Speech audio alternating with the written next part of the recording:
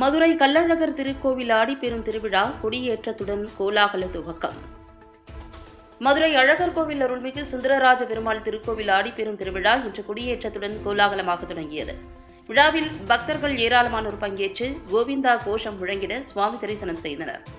108 வைணவ திருத்தலங்களில் ஒன்றானதும் ஆழ்வார்களால் மங்களாசாசனம் செய்யப்பட்ட திருத்தலமுமான மதுரை அழகர் கோவில் அருள்மிகு சுந்தரராஜ பெருமாள் திருக்கோவிலில் நடைபெறும் சிறப்பு பெற்ற விழாக்களில் முதன்மையான ஆடிப்பெருந்திருவிழா இன்று கொடியேற்றத்துடன் கோலாகலமாக தொடங்கி வரும் 11ஆம் தேதி வரை நடைபெறுகிறது. முன்னதாக ஆடிப்பெருந்திருவிழாவினை முன்னிட்டு கொடிமரம் அமைந்துள்ள மண்டபத்தில் உற்சவர் ஸ்ரீதேவி பூதேவி சமேத கள்ளழகர் என்ற சுந்தரராஜ பெருமாள் எழுந்தருளியதை தொடர்ந்து சிறப்பு பூஜைகள் நடைபெற்றன.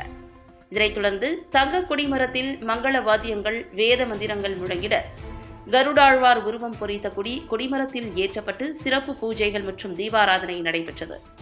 ஆடிப்பெரும் திருவிழா இன்று கொடியேற்றத்துடன் துவங்கியதை அடுத்து ஸ்ரீதேவி பூதேவி சமேத கள்ளழகர் அன்ன வாகனம், சிம்ம வாகனம், அனுமன் வாகனம் உள்ளிட்ட பல்வேறு வாகனங்களில் தினமும் எழுந்தருளி கோவில் பிரகாரம் சுற்றி வந்து பக்தர்களுக்கு அருள் பாலிக்கிறார். திருவிழாவின் முக்கிய நிகழ்வான திருத்தேரோட்டம் வரும் 9ஆம் தேதியன்று நடைபெறுகிறது. இதனை முன்னிட்டு அன்று அதிகாலை தேவியர்களுடன் சுந்தரராஜ பெருமாள் திருத்தேரில் எழுந்தருளுகின்றார். அதனைத் தொடர்ந்து நடைபெறும் சிறப்பு பூஜைகளை அடுத்து காலை 8:40 மணிக்கு மேல் 8:55 மணிக்குள் திருத்தேர் வடம் பிடிக்கும் நிகழ்வு நடைபெறுகிறது.